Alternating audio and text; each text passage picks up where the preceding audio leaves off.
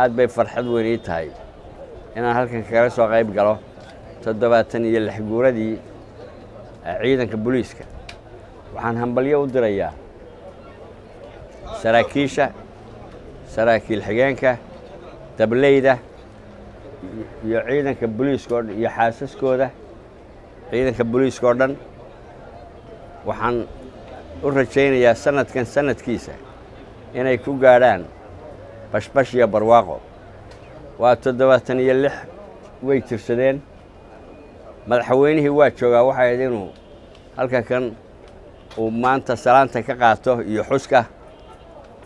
runtii markuu arkay in sanadku 76 yahay ayuu yidhi war bal adigu maxay tahay orodla idinkaa isku dhowdhoowe orodla caddaadayso.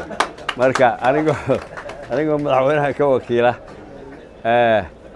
waxaana aan ka qabin runtii kuna faraxsan inaan kala qayb galo 76 guuradaas.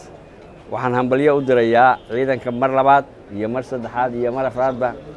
waxaan leeyahay sanadka sanadkiisa aan ku ciidno bashbash iyo barwaaqo. assalaamu calaykum waraxmatullaahi wabarakaatu.